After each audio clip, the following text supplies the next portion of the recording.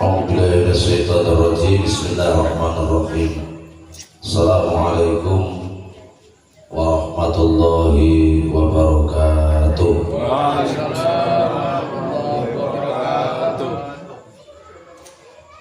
Alhamdulillah nahmaduhu wa nasta'inuhu wa nastaghfiruhu min shururi anfusina wa min sayyiati a'malina may yahdihillahu fala mudilla lahu wa may yudlil fala hadiya lahu. Qala rabbi shrah li sadri wa yassir li amri wa hlul 'uqdatam min lisani yafqahu qawli. Amma ba'du. Hadratul muhtaramin, para alim, para ulama, orang-orang tua kami, bapak-bapak, ibu-ibu jamaah kajian kitab tauhid yang dirahmati oleh Allah. Pertama-tama marilah kita memanjatkan puja dan puji syukur kita kepada Allah Subhanahu wa taala, yang mana pada kesempatan malam hari ini, malam yang penuh barokah, disertai dengan nikmat Islam dan iman, sehingga kita bisa duduk sila bersama di majelis yang insya Allah diberkahi oleh Allah Subhanahu wa taala, dan yang ditunggu-tunggu oleh kedua orang tua kita. Tentunya orang tua kita itu menunggu kita setiap malam Selasa, karena bentuk daripada bakti kita kepada kedua orang tua kita tentunya hanya harapan tak langsung doa tapi langsung dapat. Jadi doanya itu langsung dapat, langsung kepada kedua orang tua kita.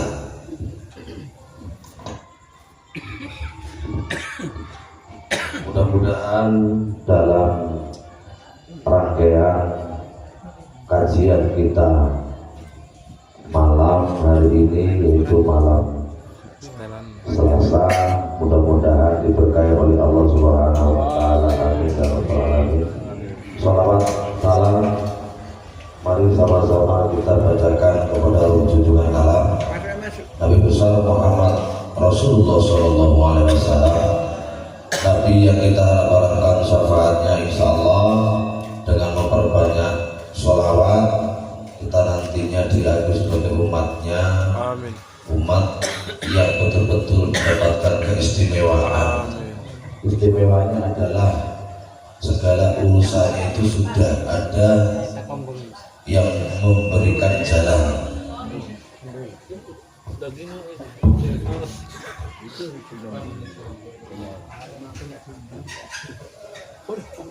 Mari sama-sama kita memohon kepada Allah Subhanahu wa taala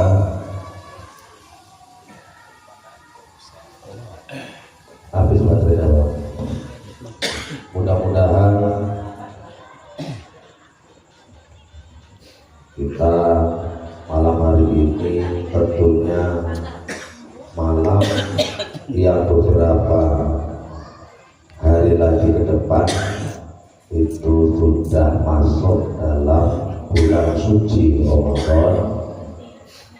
Maka oleh sebab itu malam hari ini malam kajian yang kita laksanakan untuk sekaligus break sementara, karena mungkin banyak orang tua kita yang mendekati puasa mau ziarah ke makam orang tua langsung ataupun banyak keperluan. Maka malam hari ini kita berikan sementara, kita ngaji malam hari ini, nanti dibuka lagi setelah bulan Syawal.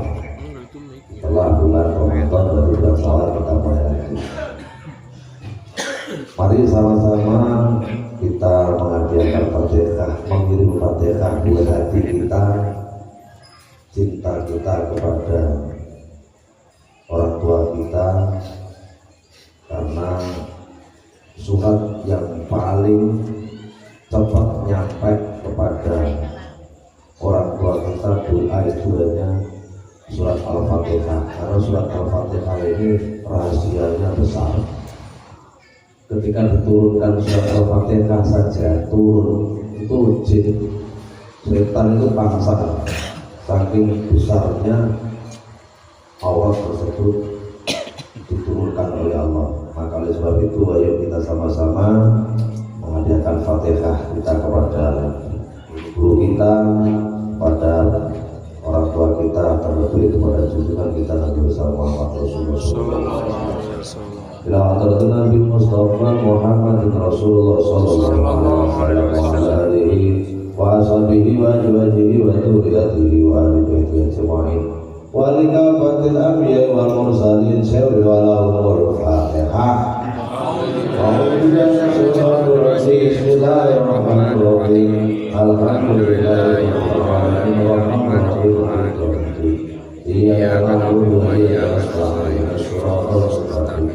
Shiratal ladzina an'amta 'alaihim ghairil maghdubi 'alaihim waladdallin. Subhanallah. Sayyidina Muhammad wa alihi wa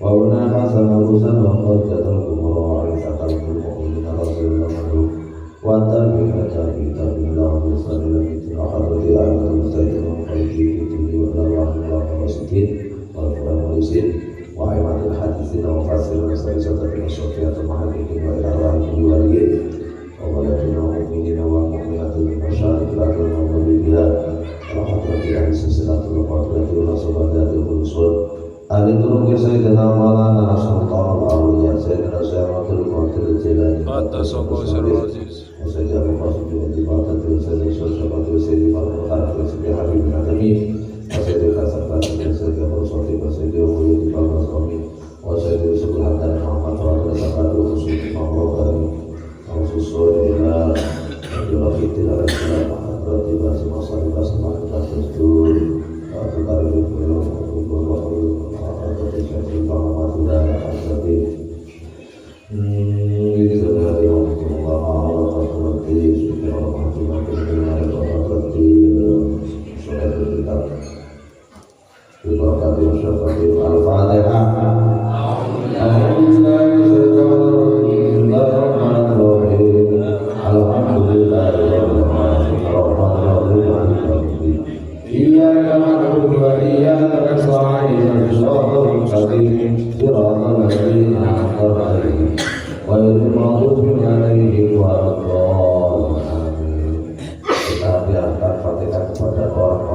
cinta yang berdekat kita, orang tua kita, terutama kakek kita, nenek kita, semua.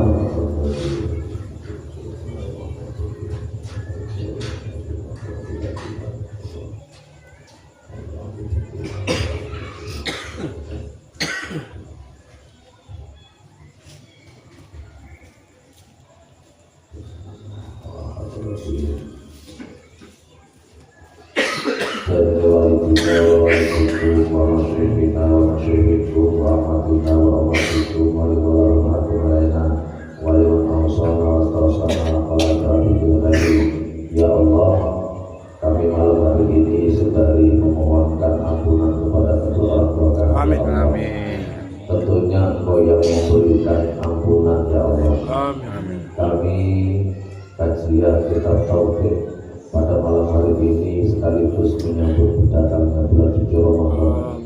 Kami bersama-sama memohon kepadamu, ampunilah segala dosa-dosa orang tua kami, kakek-kakek kami, guru-guru kami, anak istri kami, ya Allah.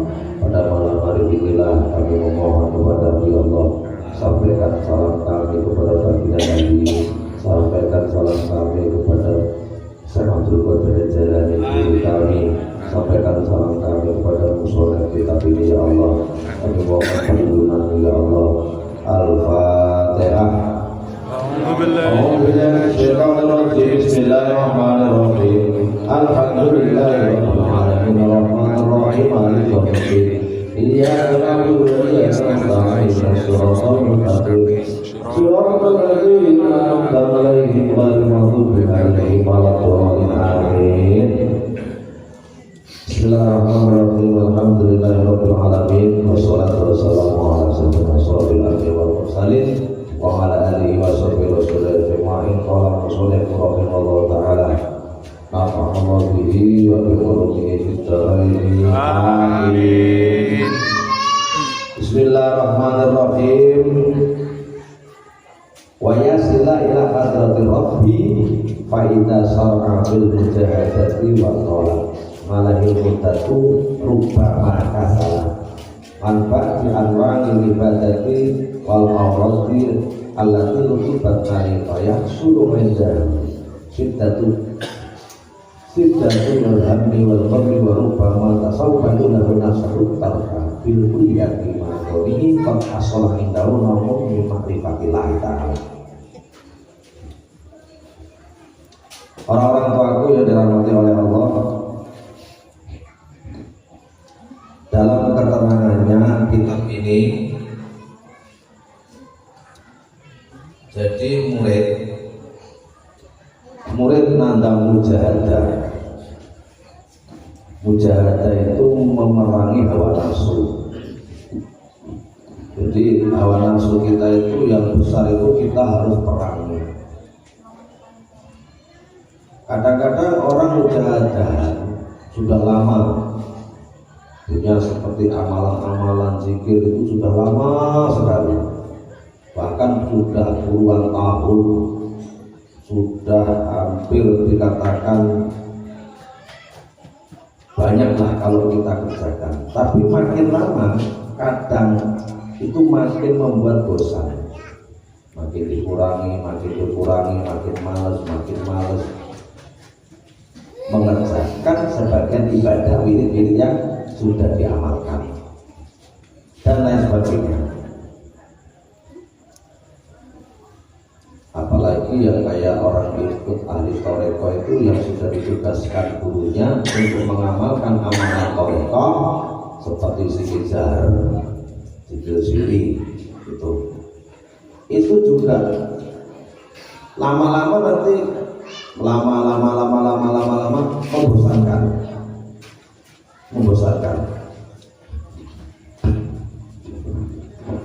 Lama-lama membosankan. Nah, kalau sudah lama-lama membosankan dengan amalan itu, pasti lama-lama itu sumpah hati ini, jublak. Kalau bahasa Indonesianya itu makin gak genah hati ini, goncang ganjing, makin gak genah. Karena itu tadi amalan yang seharusnya itu dikerjakan sampai akhir hayat mulai membosankan. Nah, sesuatu yang mulai membosankan istri, kalau sudah mulai membosankan suami, kalau sudah mulai membosankan, itu rata-rata mungkin sumpah. Ini jangan ngerti. Tapi keindahan yang lama-lama membuat sumpah, membuat sempit itu indah apabila jangan pertahankan. Dikiri pertahanan terus, dalam rumah tangga dipertahankan terus. Itu insya Allah makin nikmat.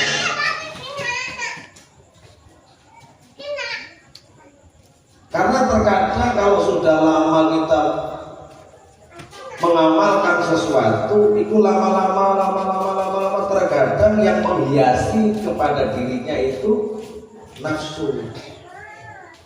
Lah nafsu itu tadi yang sudah masuk sehingga kepingin meninggalkan amalan-amalan yang sudah dikerjakan. Padahal murid itu sudah mulai bisa hasil mendapatkan macam-macam ma'rifatullah, pengetahuannya itu sudah mulai macam-macam yang didapat. Dengan sendirinya ilmu itu akan mengajari kita untuk senantiasa selalu terus yang ada dalam bayangan kita itu hanya takut Allah. Takut Allah. Nah, fa'asadahu syekhu radhiyallahu anhu ila annahu idza fataha lahu wijhatan min ta'arufi aw naw'an min al-ma'rifati. Syekh Ibnu Athaillah itu memberikan contoh petunjuk. Kalau Allah itu buka terhadap murid ataupun terhadap kita yang sedang belajar macam-macam ma'rifat. Kita setiap malam Selasa ngaji ini pasti satu dalam minggu itu ada yang dibukakan oleh Allah. Ya, yang selama ini kurang yakin jadi tambah mantap yakinnya. Nah, sehingga keyakinan itu tidak ada dorongan hanya kecuali ya dorongan dari Allah. Bisa hasilnya pekerjaan itu jadi beratnya, beribadah itu bobotnya, timbangannya makin tinggi, itu bukan karena banyaknya amalia. Kalau banyaknya amalia belum tentu. Contoh, amalia berangkat haji berapa sekarang biayanya? Gak usah haji lah, kelamaan umroh banyak. Bang Kondirin berangkat umroh paling enggak megang 50 juta. Itu 50 juta sudah kita masukkan untuk berangkat semuanya, urusannya di sana. Ini contoh.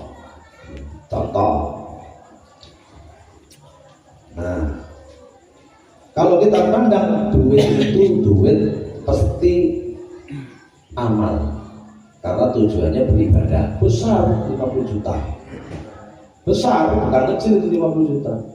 Berangkatlah Bapak Indonesia, semua kegiatan di sana nggak ada yang ketinggalan. Bahkan sampai itu semua keluarganya kepingin dibatalkan sendiri. Pokoknya nggak ada hari kecuali beribadah di Mekah. Sama dengan jenengan untuk masuk dalam Ramadan, seolah-olah kepingin jenengan itu mulai pagi sampai malam lagi nggak ada kecuali beramal. Nggak ada lagi, kerja pun nggak ada. Itu salah. Kalau orang ulama ahli marifat salah, apa sing ngarit kayak nggak ibadah, sing dodolan nggak ibadah. Alek kok terus neng masjid ae 24 jam. Ya sing oleh nang masjid itu. Ya ibadah itu. Ngopeni bojo ya ibadah. Jadi hati-hati jenengan. Sing tukang nyopir kae yo nggawa beras kae dari Rantau Prapat juga Cikampek itu ibadah. Nah orang nek beras Cikampek jenengan atuh beras ning ndi? Itu ibadah wong. Tapi ora poso kae, ya urusane wong ora usah ngurusi dhewe. Ngurusi wong itu susah. Kita susah kalau ngurusi mereka, ya biarin aja yang itu sebagai itu mereka begitu. Nah nanti di sana di Mekah itu semua dikerjakan. Pulang dari sana itu menurut para ulama seperti anak yang baru dilahirkan, bersih. Menurut di tanah orang yang sudah pergi ke Mekah, umroh dan haji. Tapi kenyataannya nampaknya besar pahala itu. Tapi sampai di Indonesia lagi hilang. Gara-gara apa? Mencaci sedikit dari Mekah. Iya di Mekah itu gak enak makanannya, udah hilang. Yang namanya besar. Hati-hati teman-teman. Iya makanya begini kali, suatu kali tengok di sana gak suka, aku gak nafsu makan, itu udah hilang. 50 juta hilang, pahala yang namanya besar hilang. Menurut di sini. Tajalli al-af'al yang jadi permulaan tajalli itu menurut istilah ulama Thariqah. Kalau murid itu mau menggantungkan amalan, nggak perlu ngawasi amalannya, nggak perlu ngawasi pahalanya, tapi yang perlu itu digantungkan. Yang perlu digantungkan itu berarti dicantumkan ke diri kita.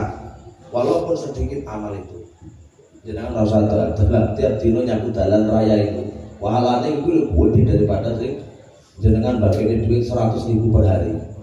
Nampaknya sedikit, tapi tiap hari jenengan nyapu itu, tidak tanpa pandai, itu sedikit nampaknya. Karena yang dimaksud amal itu bisa mendekatkan kepada Allah. Lah jenengan rono iso ngedekne karo Gusti Allah, jenengan ngaji iso ngedekne Gusti Allah, yo pahala segede hilang. Tapi jenengan sedikit dapat dari sini, satu, dapat silaturahimnya. Dua, dapat sedikit jenengan itu di dalam kajian itu, amalan itu, itulah yang dicatat itu sebagai amalan yang tujuannya itu bisa mendekatkan kepada Allah. Dapat. Jadi terbukanya makrifat itu yang bisa membuat orang tersebut setiap ada sedikit lebih memberikan semangat beribadah daripada banyak tapi melemahkan ibadah.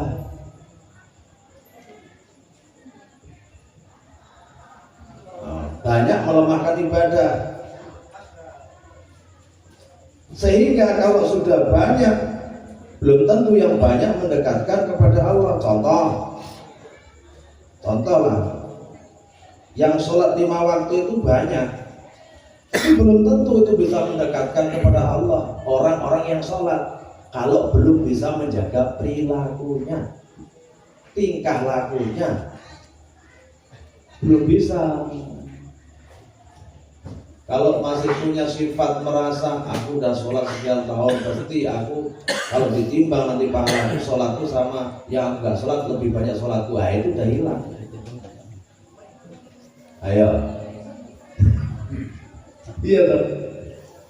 Belum tentu jenengan sudah imam karo si makmum luwe matengan imam, malah si makmum sini buri-buri mau. Kadang-kadang jenengan kosok esok, jenengan di akhirat bingung. Jenengan sholat rajin, jamaah masjid, ya kan? Terus jadi imam rajin, 5 waktu itu rajin. Ternyata jenengan proses suwi. Sementara yang di luar hanya jaga selop supaya nggak dicuri sama jaga kereta, karena dia ikhlas, nggak ada pamrih, nggak ada pengen dipuji, nggak ada kepengen dia itu dikasih dari jamaah itu. Oh ternyata kok dia kok bisa masuk duluan. Loh ini kenapa ini? Nah itu jadi jenengan yang sholat imam itu lebih ikhlas daripada yang lebih malah angel kayak tukang jaga sepur, tukang jaga parkir itu orang itu nggak pernah milik biasanya, diambil pemiliknya asik. Nah kita yang di masjid takut pahalanya nggak diterima sholatnya, takut rusak. Sementara yang di luar yang cuma jaga kereta sama selop, nggak ada pikiran di situ. Ini sedikit pahala tapi bisa. Tapi dia nggak sholat, dia jangan pulang langsung udah dia nggak sholat, dia jaga. Setelah jenengan balik sholat, dia sholat. Iki kadang angel kan diterima kita di orang awam, tapi kenyataan. Nah, jadi orang yang disayangi Allah itu orang yang beramal walaupun sedikit tapi istiqomah, tidak bosanan. Karena sebab amal yang sedikit itu akan menyebabkan bisa hasilnya murid makrifat kepada Allah. Kenapa dulu para wali songo kayak Sunan Kalijogo, ya kan? Beliau itu sudah berguru sama Sunan Bonang, sama Sunan Ampel dan lain sebagainya. Kita tengoklah beliau itu hafal Al-Quran. Sunan Kalijogo itu hafal Al-Quran. Beliau kalau baca Al-Quran, Sunan Kalijogo itu satu kabupaten itu bisa mendengarkan, bisa horok. Padahal mantan teman. Nah Sunan Kalijogo itu orangnya itu jeniusnya dia tidak pernah menyalahkan adat istiadat, dia tidak pernah menggabung-gabungkan ibadah yang sah dengan ibadah orang yang dikira itu nggak baik terus disalah-salahkan, nggak mau. Maka berhasil perjuangan beliau. Orang yang main tiban itu menyiksa diri sendiri. Tiban itu bawa bawa pecut, cempeti, terus dikapiok-kapiokan kawannya gitu gantian kan, minta hujan gitu kan, secara nyakiti kan, dalam melinafsi, mendolimi diri sendiri, nanti gantian sampai luka sini. Itu jawabannya Sunan Kalijogo. Lah terus langsung nek Sunan Kalijogo iki mau wes kok kau gaya kali, ayo karo aku udah paten, aku udah hebat. Enggak, ataupun langsung dilarang, enggak. Maka kalau ada ulama-ulama dulu itu ada pondok di Jawa itu, di Jawa Timur, kalau nggak salah itu Blok Agung. Itu kalau bulan Muharram itu semua tari-tarian itu dimasukkan, diundang, ditaruh di dalam pesantren untuk tampilkan. Ya orang yang jarkep ya ditampilkan, ya semua. Tapi beliau itu hebat, namanya ulama-ulama dulu nggak kayak kita. Kalau kita langsung karo, mabuk, itu nggak mabuk, artinya mereka menggiring budaya itu mengikuti agama. Jadi yang mabuk-mabuk itu